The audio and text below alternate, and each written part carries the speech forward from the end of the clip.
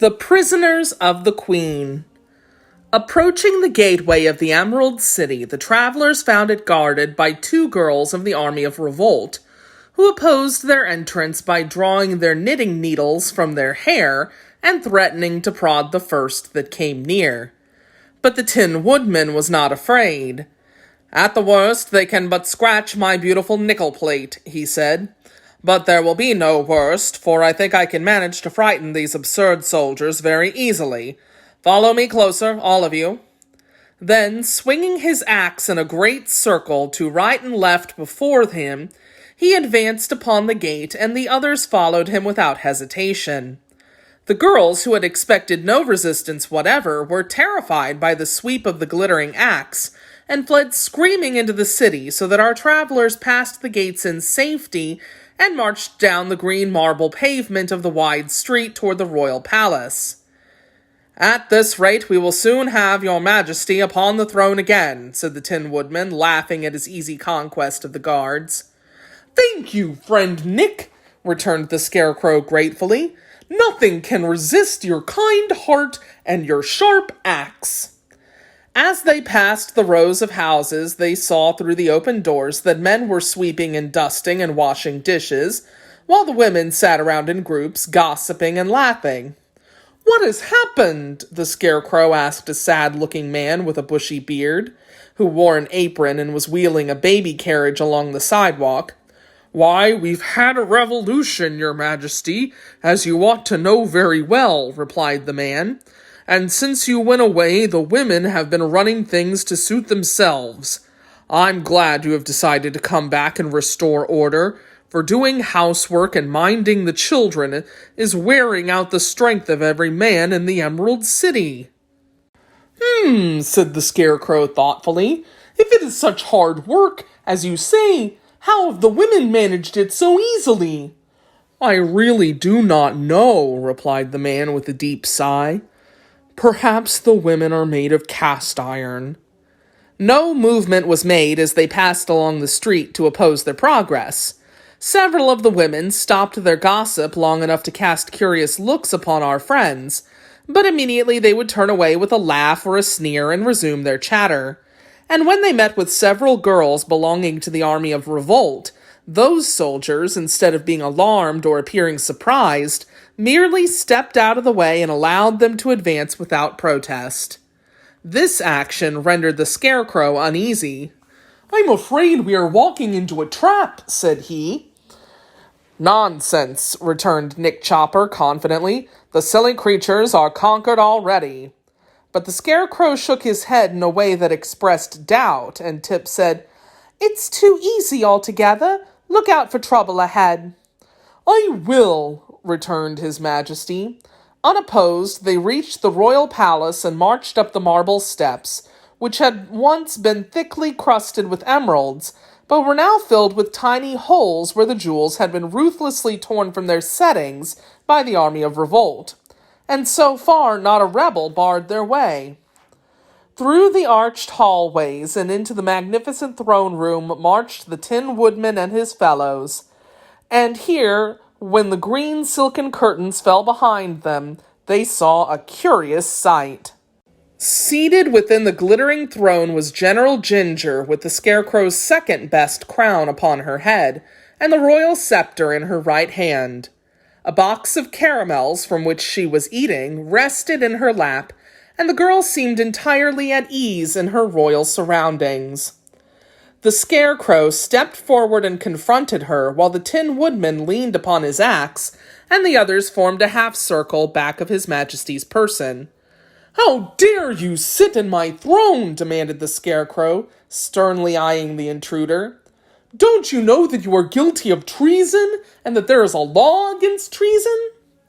"The throne belongs to whoever is able to take it," answered Ginger, as she slowly ate another caramel. "I have taken it, as you see. So just now, I am the queen, and all who oppose me are guilty of treason, and must be punished by the law you have just mentioned." This view of the case puzzled the Scarecrow. "How is it, friend Nick?" he asked, turning to the Tin Woodman. "Why, when it comes to law, I have nothing to say," answered that personage, For laws were never meant to be understood, and it is foolish to make the attempt." "Then what shall we do?" asked the Scarecrow in dismay. "Why don't you marry the Queen, and then you can both rule," suggested the Wogglebug. Ginger glared at the insect fiercely. "Why don't you send her back to her mother where she belongs?" asked Jack Pumpkinhead.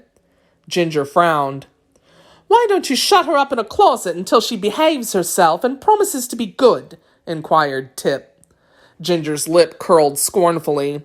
"Or give her a good shaking," added the Sawhorse. "No," said the Tin Woodman. "We must treat the poor girl with gentleness. Let us give her all the jewels she can carry and send her away happy and contented."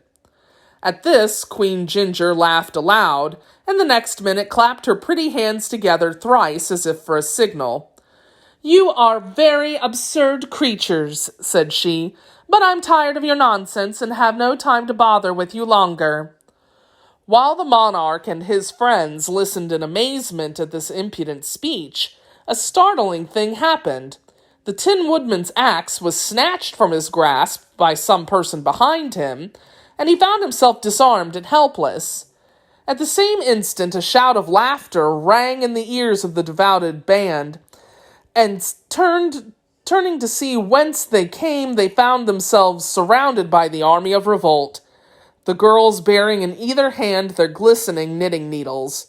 The entire throne room seemed to be filled with the revels, and the Scarecrow and his comrades realized that they were prisoners. "You see how foolish it is to oppose a woman's wit," said Ginger gaily, "and this event only proves that I am more fit to rule the Emerald City than a Scarecrow. I bear you no ill will, I assure you, but lest you should prove troublesome to me in the future, I shall order you all to be destroyed. That is, except the boy who belongs to old Mombi and must be restored to her keeping. The rest of you are not human, and therefore it will not be wicked to demolish you. The Sawhorse and the Pumpkinhead's body I will have chopped up for kindling wood, and the pumpkin shall be made into tarts. The Scarecrow will do nicely to start a bonfire, and the Tin Man can be cut into small pieces and fed to the goats. As for this immense Wogglebug—" "Highly magnified, if you please," interrupted the insect. "I think I will ask the cook to make green turtle soup of you," continued the Queen reflectively. The Wogglebug shuddered. "Or, if that won't do, we might use you for a Hungarian goulash, stewed and highly spiced," she added cruelly. This program of extermination was so terrible that the prisoners looked upon one another in a panic of fear. The Scarecrow alone did not give way to despair. He stood quietly before the Queen, and his brow was wrinkled in deep thought as he strove to find some means to escape. While thus engaged, he felt the straw within his breast move gently. At once his expression changed from sadness to joy, and raising his hand, he quickly unbuttoned the front of his jacket. This action did not pass unnoticed by the crowd of girls clustering about him, but none of them suspected what he was doing until a tiny gray mouse leaped from his bosom to the floor and scampered away between the feet of the army of revolt. Another mouse quickly followed, then another and another in rapid succession, and suddenly such a scream of terror went up from the army that it might easily have filled the stoutest heart with consternation. The flight that ensued turned into a stampede, and the stampede to a panic. For while the startled mice rushed about wildly, the Scarecrow had only time to note a whirl of skirts and a twinkling of feet as the girls disappeared from the palace, pushing and crowding one another in their mad efforts to escape. The Queen, at the first alarm, stood up on the cushions of the throne and began to dance frantically upon her tiptoes. Then a mouse ran up the cushions, and with a terrified leap, poor Ginger shot clear over the head of the Scarecrow and escaped through an archway, never pausing in her wild career until she had reached the city gates. So, in less time than I can explain, the throne room was deserted by all save the Scarecrow and his friends, and the Wogglebug heaved a deep sigh of relief as he exclaimed, "Thank goodness, we are saved." For a time, yes, answered the Tin Woodman, but the enemy will soon return, I fear. Let us bar all the entrances to the palace, said the Scarecrow. Then we shall have some time to think what is best to be done. So all except Jack Pumpkinhead, who was still tied fast to the sawhorse, ran to the various entrances of the royal palace and closed the heavy doors, bolting and locking them securely. Then, knowing that the army of revolt could not batter down the barriers in several days, the adventurers gathered once more in the throne room for a council of war.